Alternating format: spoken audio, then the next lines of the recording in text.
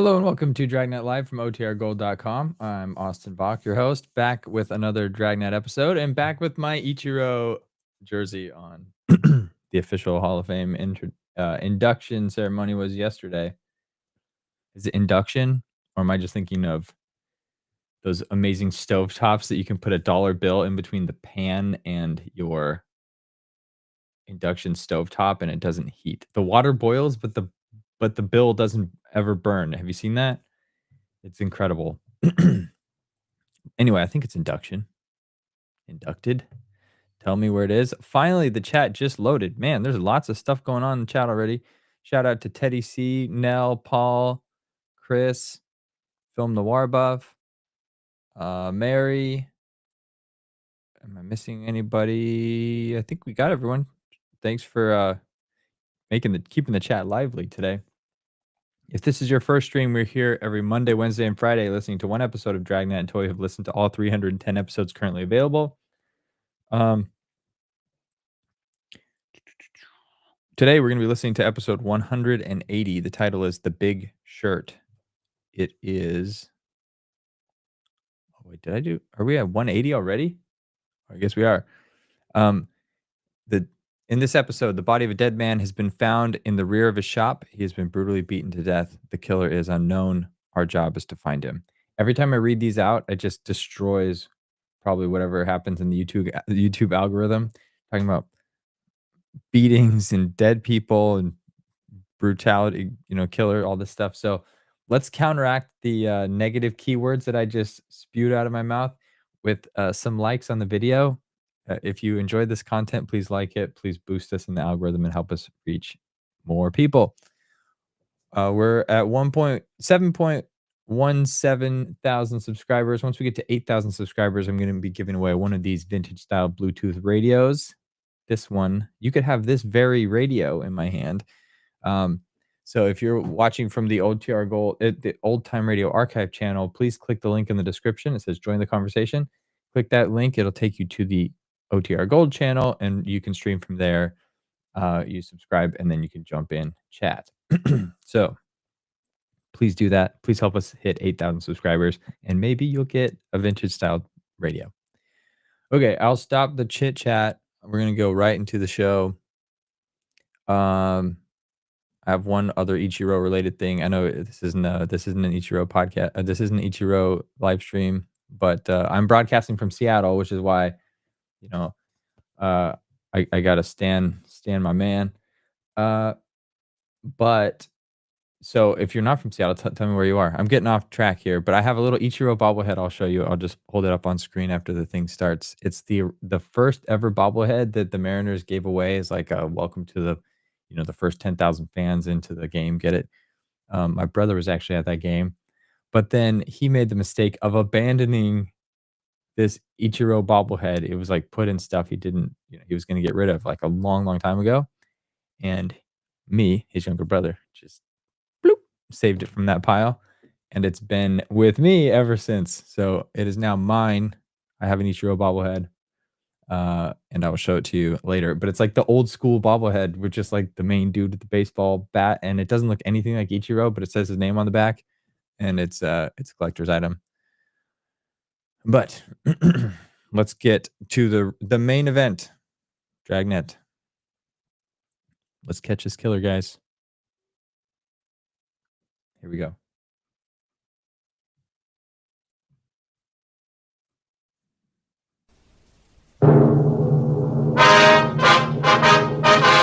Sound off for Chesterfield. Chesterfield, the only cigarette in America to give you premium quality in both regular and king size, brings you Dragnet.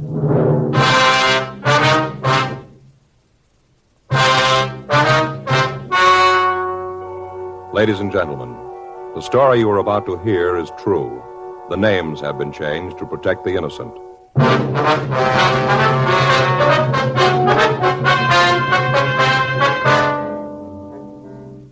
You're a detective sergeant. You're assigned to homicide detail. The body of a dead man has been found in the rear of his shop. He has been brutally beaten to death. The killer is unknown. Your job, find him. Thousands are changing to Chesterfield, both regular and king size, because Chesterfield is the first and only cigarette to give you premium quality in both sizes. That means king-size Chesterfield contains tobaccos of better quality and higher price than any other king-size cigarette. It's the same fine tobacco as in regular Chesterfield. There is absolutely no difference, except that king-size Chesterfield is larger, contains so much more of the same tobaccos, it gives more than a fifth longer smoke. Yes, more than a fifth longer smoke. So remember, Chesterfield is the only cigarette to give you premium quality in both regular and king size. Buy 'em either way you like 'em. Premium quality Chesterfield, and much milder.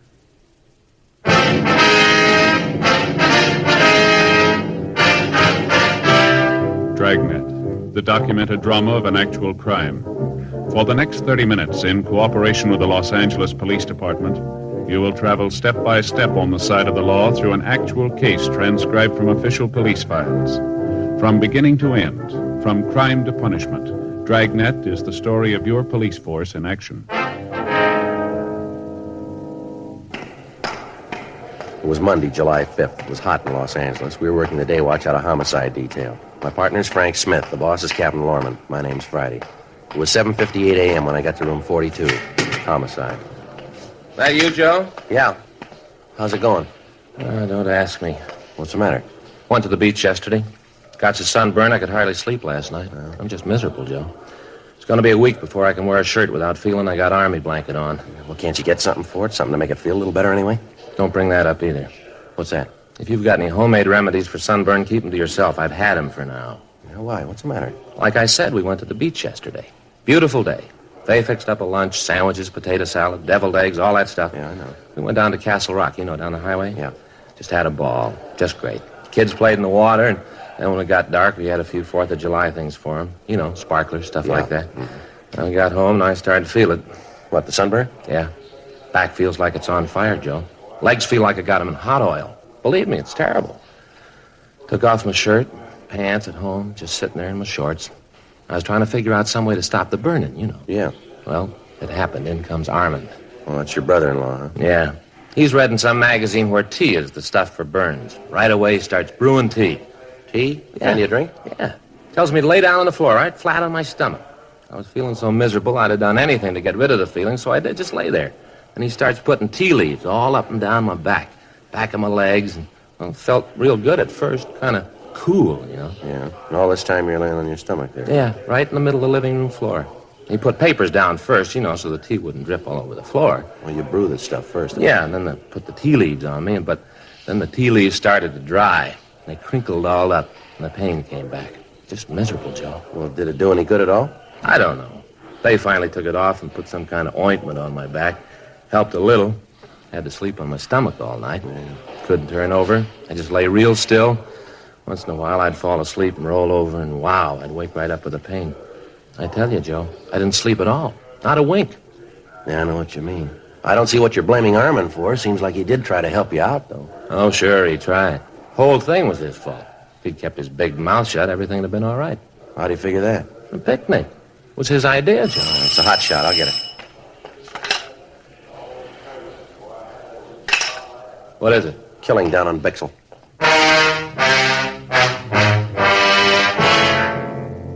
8:14 a.m. We arrived at the address on South Bixel. It was a small neighborhood pawn shop.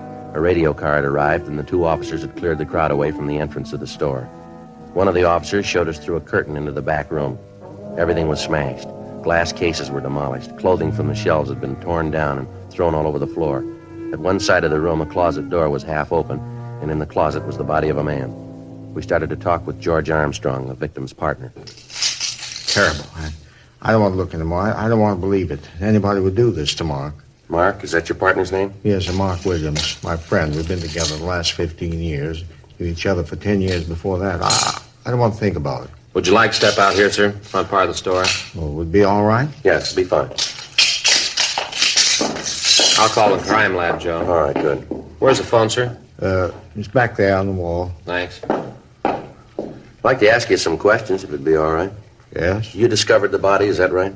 Well, yes, this morning when I came in, I opened the store like I always do, about, I think it was 7:45, I guess it was, something like that. I see. I opened the front door like I usually do, and then I came in and put the water on for some tea. You can see there, see that hot plate? Mark and I usually have a cup of tea when he comes in. I see. Well, then I went to the back room to hang up my coat. First, I thought that somebody had tried to rob the place. The way things, were scattered all over. Then I saw Mark laying on the floor, and I called you. They're on the way, Joe. Okay. Did you always open up the store by yourself, Mr. Armstrong? Yes, I don't know how it started, but somewhere along the line, I'd open up the place, and then Mark would clean up the shop and close. It's been that way for years. When did you last see Mr. Williams? That is, when did you see him alive? Saturday night. I left about 5:45. He was closing the place up. I told him that I'd meet him for breakfast Sunday morning. He wasn't there. I tried to call him at home, but there wasn't any answer. His landlady hadn't seen him. Was he married, do you know? No, he wasn't married. Same thing happened to both of us. Neither one of us married. What's that, sir? Well, you see, Mark and I are both in love with the same girl when we were younger. We used to take her to the park in the summer, listen to the band, concerts. Three of us, we used to go every place together. Like I said, both of us were in love with her. Well, things went along just fine for a year or so, and then she got married to someone else. Mark and I were pretty sad about it. Couldn't blame the girl, though. The guy she married was rich. He had a big house. It was a good family. We didn't have much of anything. No, neither of us married. Just never seemed to find a girl compared with Kate. Kate? Kate Dillon. She's a lovely girl. This meeting you were going to have yesterday morning, was that a regular thing? Oh, yes, it was. You see, about the only relaxation Mark and I had was bowling on the green. Bowling? Every Sunday that it didn't rain, we'd meet for breakfast and then catch a bus out to Exposition Park. Bowling club out there. Mark and I both belonged. Mark was a sort of local champion. Played a real good game. Well, didn't you think that anything was wrong when he didn't meet you yesterday? Well, yes, I did. I did at first. Then I got to thinking about it, and I figured maybe he wasn't feeling too good. Just didn't want to go out to the club. Yes, sir. He'd get like that, moody. Just for no reason at all. Decided he didn't want to go anyplace at all. Just sit in his room. Almost always came to work, even when he was in the mood. But now and then he'd just sit up there and look out the window. Was there any special reason for all this? No, not that I know of. He just get like that. No special reason. When he did, you just had to sit and let the mood pass. Nothing else to do. I see. Well, did Mr. Williams have any enemies that you'd know of? Anyone at all that might do a thing like this? No, sir. No one. Was he alone when you left him Saturday night? Yes, he was straightening up the shelves, getting the things in order. But he was all by himself. No one was here. Well, have you ever had any trouble with anyone in the neighborhood lately? Somebody who might have been looking for trouble, maybe? Well, Sergeant, most of our customers have trouble. Well, yes, sir, but about how much money was on the premises when you left? Maybe $1,500. Where'd you keep the money? In the safe, right there. You can see for yourself it's all right. Would you mind opening it up just to be sure? Well, if you want me to, but I'm sure everything's okay. If you wouldn't mind, sir. Okay. I know there's nothing wrong here. 43. You can see for yourself that everything's okay, can't you? 16 left. Yes, sir, we just want to be sure. Right to 8. There, you can see it. Is the money kept in that strong box? Yes, sir. Who knew the combination to this safe? I mean, besides you. Just Mark and me. We were the only ones. Yeah, all the money's there. Is there anything else missing from the store? Anything that you can see? Well, Sergeant, look around you. If there was anything, how could I tell? I'd have to take a complete inventory. Well, what difference does it make? How's it going to help Mark? Well, it's pretty important we find out why he was killed the way he was, sir. The beating and all. If you'd look around, you might be able to come up with something. Oh, all right, I'll look around, but I tell you, I don't think there's anything gone. All right, if you just do that, we'll look over the back room for you, all right?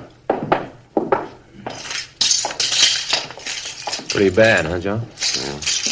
Looks like revenge could have been the motive, maybe, from the looks of things here. Yeah, it'd have to be something like that.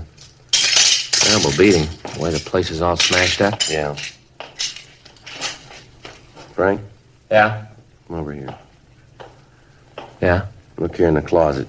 You can see it there under the body. Oh, yeah, looks like a hand axe. Yeah. Might have been trying to defend himself, huh? Well, maybe. Sergeant? Yes, sir? You were right, absolutely right. What's that, sir? Well, he did steal something. The gun case has been broken into. Yes, sir. Anything missing? A couple of revolvers. 8:32 a.m. The crime lab crew arrived and went over the place. In the back room, under a pile of clothes, they found a 10-inch length of lead pipe. Dean Bergman from Leighton Prints dusted the room, the safe in the store, and the lead pipe. He came up with several clean prints.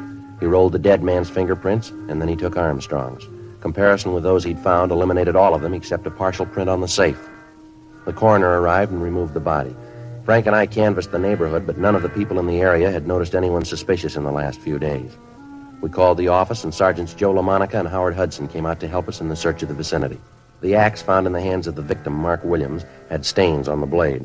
A closer check of the pawn shop showed that several articles other than the guns had been stolen. George Armstrong gave us a complete list of the missing property along with the serial numbers of the guns. 11:34 a.m. Frank and I checked back into the city hall. Frank, did you get the APBs out? Yeah? Notified the pawn shop detail. Any word from LaMonica and Hudson? No, not yet. At least there's nothing in the book there. I get it. Homicide Friday. Oh, yeah, Jim. Mm-hmm. Yeah. No, we haven't heard from him yet. No. Where? Yeah. Yeah, well, that figures. Uh-huh. Okay, thanks. It's LaMonica. He and Hudson found a blood-stained shirt in an alley behind an apartment house a couple of blocks from the pawn shop. Yeah? Checked the apartment register, and they found a Wallace Holmes listed. Holmes? Yeah, LaMonica knows him. Yeah? Just served 6 months for violation of the Narcotics Act.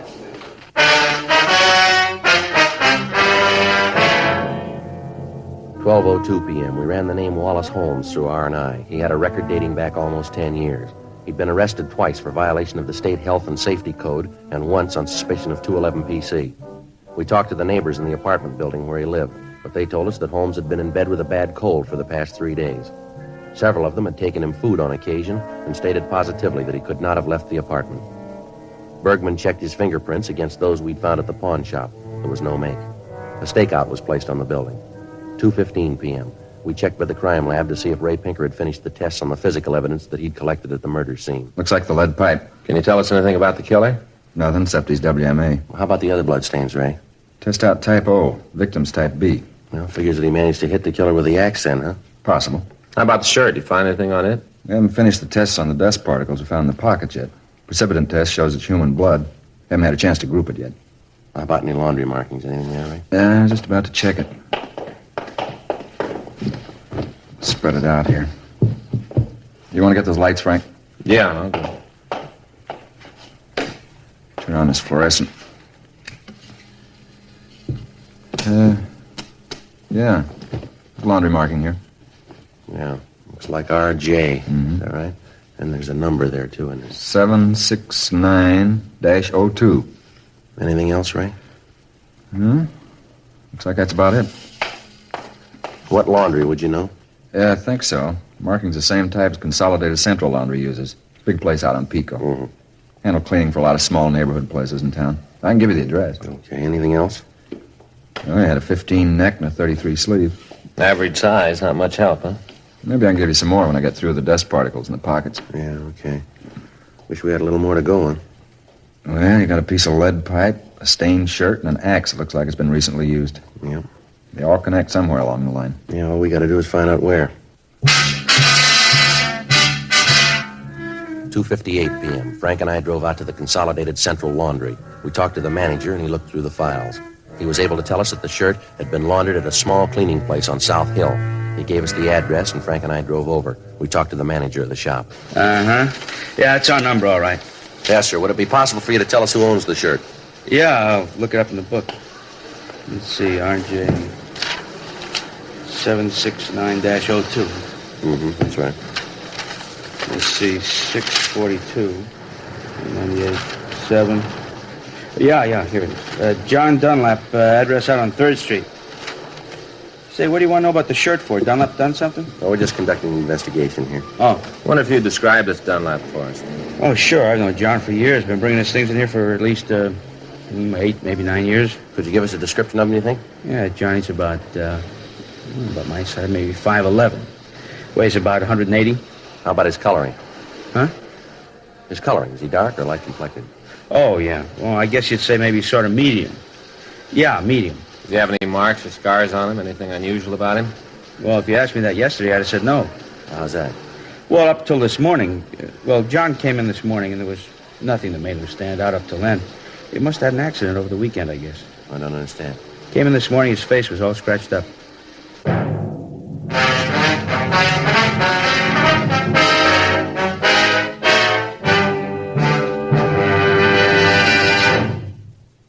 You are listening to Dragnet, the authentic story of your police force in action. We like to give the facts about Chesterfield so you can be your own judge. Chesterfield is the first and only cigarette to give you premium quality in both regular and king size. Chesterfield is the first and only cigarette to tell you what it's made of. The world's best tobaccos. Kept tasty and fresh by pure and costly moistening agents. The best that money can buy. And Chesterfield cigarette paper is of the highest purity. Now, Chesterfield is the first cigarette to present this scientific evidence on the effects of smoking. A medical specialist is making regular bi-monthly examinations of a group of people from various walks of life. 45% of this group have smoked Chesterfield for an average of over 10 years. After 8 months, the medical specialist reports that he observed no adverse effects on the nose, throat, and sinuses of the group from smoking Chesterfield. I'd say that means real mildness. Either way you like them, regular or king size, you'll find premium quality Chesterfields much milder.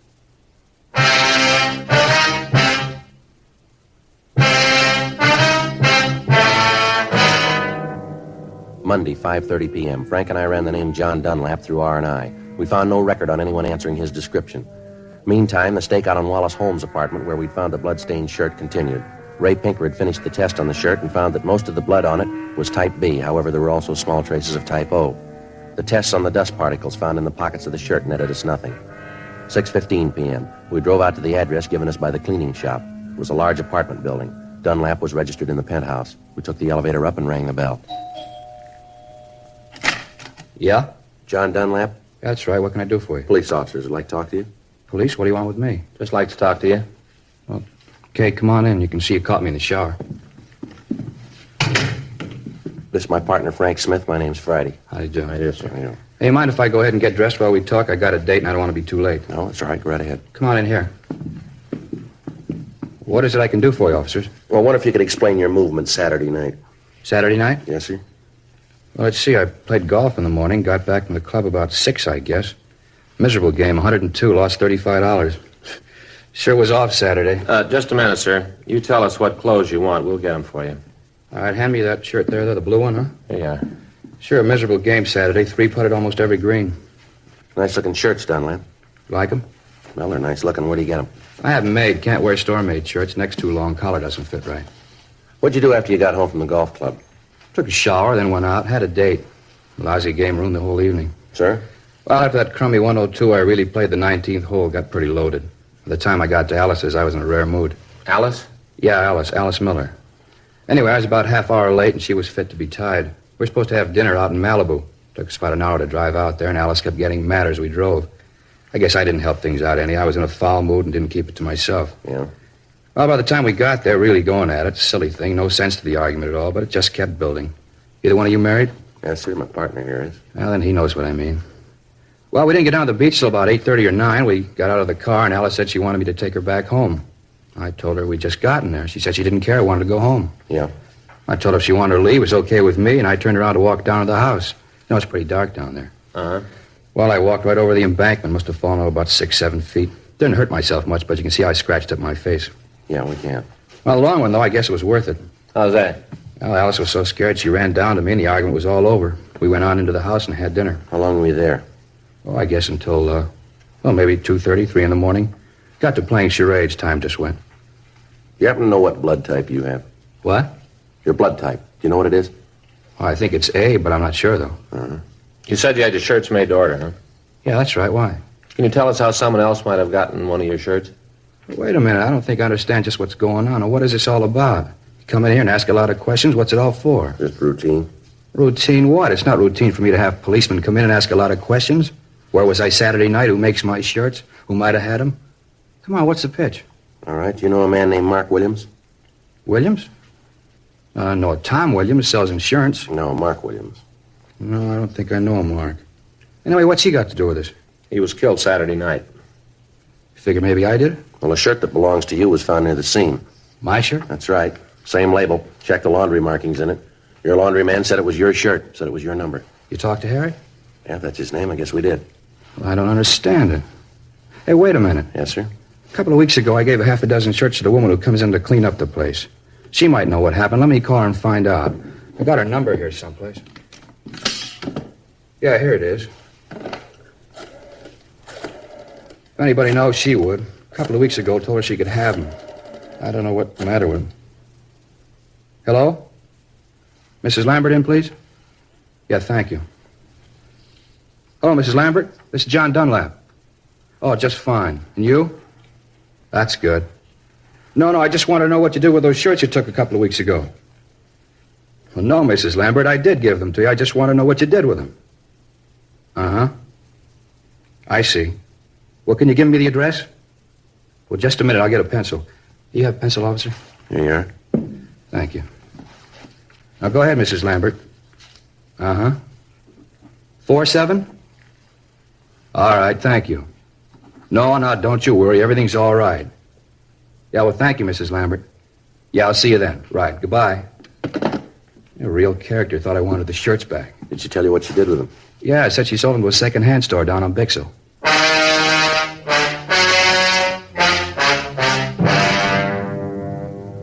"7:20 p.m. We drove over to talk to the cleaning woman. She gave us the same story that we'd gotten from John Dunlap. We went over to the second-hand store, but it was closed. The stakeout on the apartment continued. The body had been posted, and the coroner told us that Williams had been killed at approximately midnight on Saturday night. That would allow 2 hours on either side, making it possible for the murder to take place between 10 p.m. and 2 a.m. Frank and I checked out of the office and went home. The following morning, Tuesday, July 6th at 8:17 p.m., we checked the second-hand store where the shirts had been sold. The dealer told us that he remembered the shirts. He said that he'd bought 5 of them and had only sold 1. He was able to give us a fair description of the man he'd sold the shirt to. He went on to say that he'd heard that the man was a user of narcotics. We ran the name he gave us, Fred Harris, through R&I. He had a record of violation of the State Narcotic Act. We got out an APB and a local bulletin on him. We called Narcotics Division and notified them that we wanted Harris as a suspect. We checked the address listed on his record, but we found that he'd moved and left no forwarding address. 2 days went by. We ran down all leads, but we were able to come up with nothing new. Thursday, July 8th, 8:30 a.m. Frank and I checked back into the squad room. Well, there's another one that didn't go anyplace. Yeah, well, he's got to be someplace. I get it. Homicide Friday. Oh, yeah, Joe. Mm-hmm. Yeah. Well, how soon will you be here? All right. Okay, right. Anything? Well, Monica and Hudson, they just picked Harris up.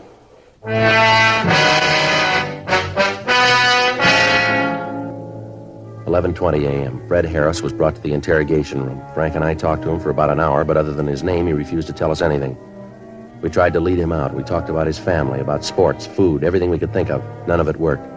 Harris remained sullen and uncooperative. 1:46 p.m. How about some lunch, Joe? Yeah, I guess so. Harris? No, thanks. Well, you suit yourself. What do you want, Joe? Well, ham on rye, all right. Get some coffee, too, huh? Okay. You sure, Harris? You don't want anything to eat? No, I told you. Okay.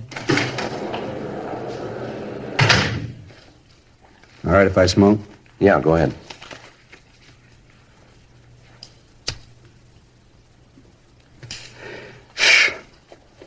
Why don't you want to talk about it, Harris? About what? Why you killed Williams? Who says I did? That's the way it looks. It looks wrong. Well, you figured for yourself, Harris. When you killed the old man, you weren't very careful. You left a couple of prints around the place. Yeah? Shirt you wore, we got that. Found it right where you dropped it. Ran that down, leads right to you. Got the man who sold it to you. Identifies you. Maybe he's wrong. No, you know better than that. When they picked you up, you were carrying some of the things you stole from that pawn shop. You can't account for your time on Saturday night. I told you I didn't do it. I didn't kill the old man. I just don't remember where I was that night. Didn't that happen to you? You go someplace and a couple of days later you can't remember where you were. Doesn't that ever happen to you? Oh, yeah, once in a while. Yeah, you see? How you expect me to remember when you sometimes forget? You a user? What are you asking that for? You got the record. Look it up yourself. Roll up your sleeve. All right. You're a user. You work for a living? Yeah, sometimes. What do you do? Whatever I can. When'd you last work? A couple of weeks ago. You haven't worked since then, huh? No. Where'd you get that stuff they found on you? I don't know. Must have bought it. Any idea where? No. You bought the stuff and you don't know where. That what you want me to believe? Believe what you want. I don't care. Well, here's what I believe. You tell me if I'm wrong. I think you went to the old man's pawn shop about closing time on Saturday night. You had a big yen on and no money to make a connection. You tried to rob the old man. He didn't like it and you killed him. You killed him with that hunk of lead pipe we found, the one with your fingerprints all over it. Then you tried to get the safe open and you couldn't. So you wiped it clean, grabbed what you could carry, and you ran out of the store. A couple of blocks away, you calmed down and took a look at yourself. You threw that shirt in the ash can, then you went up to Wallace Holmes' apartment to try to make a connection, didn't you? He tell you all that? No. Now, come on, how about it? Holmes tell you that? Now, look, you're a little mixed up, aren't you? You just answer, you don't ask. Sure, he told you. You never found out if he did. My big pal, Wallace Holmes. After all I'd done for him. If I had a nickel for every pop I shared with that bum and he cops out on me, blabs everything to you. Now, one guy I'd have done anything for. Give the guy the shirt off your back, and this is the thanks I get. Well, that's your big trouble, Harris. What do you mean? You ought to hang on to your shirts.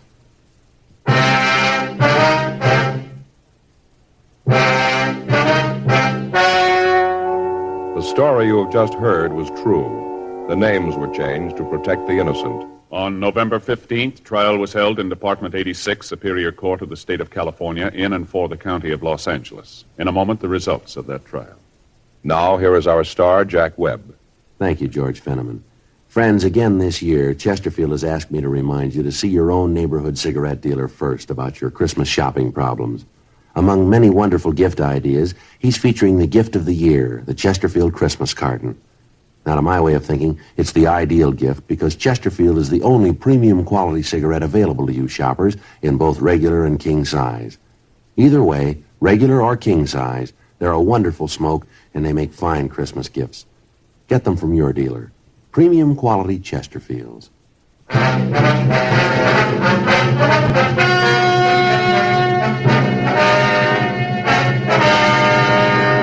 Fred Richard Harris was tried and convicted of murder in the first degree. He was executed in the lethal gas chamber at the State Penitentiary, San Quentin, California.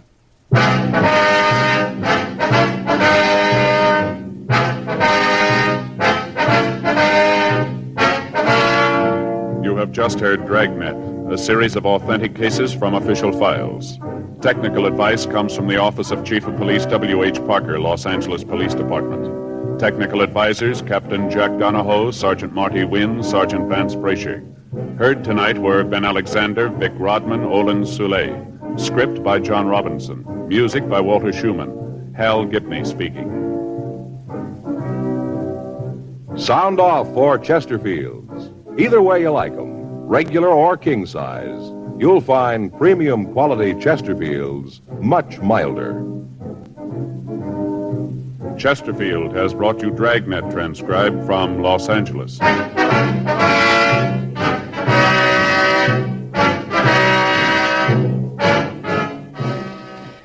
Tonight, it's more adventure with Barry Craig, confidential investigator on NBC.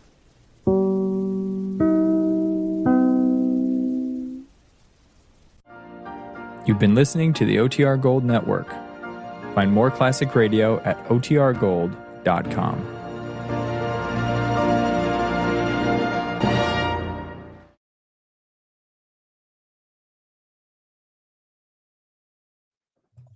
All right. I hope everybody enjoyed that episode. Turns out people are posting stuff in the community chat I'm not knowing about, or the community tab. Also learned today, so that's kind of a new feature on YouTube. For whatever reason, it doesn't buzz my phone. I think I thought I had channel notifications on my phone because I want to see that stuff, and I encourage it. If there's something like old time radio related or nostalgic or just something from mid-century that you find interesting, post it there. It'd be great. Also, based on Sam's comment today, do you have to be a channel member to post in that community chat? I thought that was like open to everybody. I thought they just made posts available to channel subscribers. So if someone could please confirm that, because there's so many good nuggets, interesting things that people share. Like, you guys know so much more about a lot of the stuff than I do. I'm just a fan of it, so not by any means an expert. So I want to learn from all of you. Oh, maybe it was on a Facebook group, posted in the Facebook group. I have to check it out. I did create a Facebook group. I kind of created groups on all these things just to kind of keep the name so someone didn't take the same name uh, as OTR Gold on these other channels, but I'm not super active anywhere other than YouTube. So, all right. Well, chat was fun today, as it always is. If you want to participate in chat on our next stream, make sure you're subscribed to the OTR Gold YouTube channel, and then you can chat. I wish you all a great Monday. Hang on, time out. Did I just call everyone old? I didn't think I did. Um, but maybe I did. If I did, I'm sorry. I'm old too. I have 4 kids. I'm old. Um, anyway, but yeah, hope you all had a great weekend, and I wish you all a great Monday. We have a stream queued up for Wednesday and Friday, and then also Friday being the first Friday of the month. That is our uh classic movie night. So I need to go sometime this week, find a movie that we're gonna do. Maybe I'll have it queued up and ready to announce on Wednesday, but stay tuned for that. Probably film noir because we're working through this. Um, we're working through this list. Somebody keeps, I think her name's Carrie or something. Um, she keeps commenting that she wants more variety on the channel, which I understand. She's like, "There's more than Dragnet. Dragnet's everywhere." But I'm the type of person that when I start something, I have to finish it. I remember a longtime listener, Joshua, said he was the same way. It's like you start with episode 1, you have to go all the way through. So when Dragnet concludes, we'll probably go on to a different series, maybe not a police procedural drama, but for now, we're just gonna go keep chugging along with Dragnet. And with classic movie nights, I have this list of top 100 film noirs. Until we're down to like number 100, I'm just going down every film that's available on YouTube. That's what I'm choosing next. And so far, they've been really good because there's lots that I haven't seen. But that's just kind of how my brain works. It's like, well, I started this thing, and as long as it's still working and I enjoy it, I'm just going to keep going down the same path until I reach the end of the journey, and then I'll switch. So if that is grating for some of you, my apologies. But that's just how my brain works, and I hope you stick around for that. Um, somebody said Gaslight, Cindy. Gaslight. Yeah, I've been wanting to do this one. This one will get blocked on YouTube. Whoever owns the copyright to this is actively enforcing it. And the cool thing about YouTube is some of the videos I've shared are still under copyright, but the copyright holder is okay with it because it will run ads on it, and I don't get any of that ad revenue. That just goes to the copyright holder, but I'm fine with that because I just want to create these like live events where we can all get together and chat. So what I do is I take the video, I upload it. If there's not a takedown for it, then I queue it up and I schedule it. But sometimes that's part of the reason why some of the videos that are suggested, like the Maltese Falcon would be a great one to watch. I can't put that one up. Or if you upload it, I think Disney owns the copyright on that one because it's 20th Century Fox. Disney says, no, it's blocked from viewing anywhere, so I don't do it. Gaslight is the same. And the reason I've been wanted to do Gaslight is because I think that's Angela Lansbury's first film credit. And as I've said before on this channel, when I first started streaming old time radio and had this idea of like behind the mic, I've been able to speak with Peggy Weber and the daughter of Peg Lynch. But when I started doing this thing, Angela Lansbury was still alive, and she is in some of these super old radio programs. And as a kid that grew up, in the 90s watching, uh, that's like considered the Disney Renaissance. And they had The Little Mermaid, Beauty and the Beast, was like some of their biggest successes there. Just recognizing her voice from Beauty and the Beast as Mrs. Potts, and then watching Murder She Wrote on PBS on Sundays. It was like, man, if I could talk to Angela Lansbury about her time in radio, that would be awesome. And unfortunately, never happened. But she holds a place in my heart as someone that's like, oh man, she's cool. Like Angela Lansbury's cool. So I've been wanting to watch Gaslight because I'm pretty sure that is her first film credit. Someone check me. And if you have already, I'm not I can't I'm not tracking comments at the moment because if I do, then I get distracted. Um, but yeah, so I've heard good things about it. I wanna uh, watch it, and that's also where the term gaslight came from. Like this film is called Gaslight, and then feel like in the last 4 years it's kind of exploded in usage. But that's where it came from. Oh, and then sorry, this one just popped up and I saw it, and maybe we'll end here. Oh, hang on. Angela Lansbury was in the original cast of Sweeney Todd, or are we talking about somebody else? And hang on, we have two things here. Cindy says YouTube channel does not allow me to post unless you're a paid subscriber. Okay, interesting. But then Sam says, oh, wait. You can post on the community tab only on mobile devices, not desktop. So Cindy, if you could check with that. Share all your good nuggets.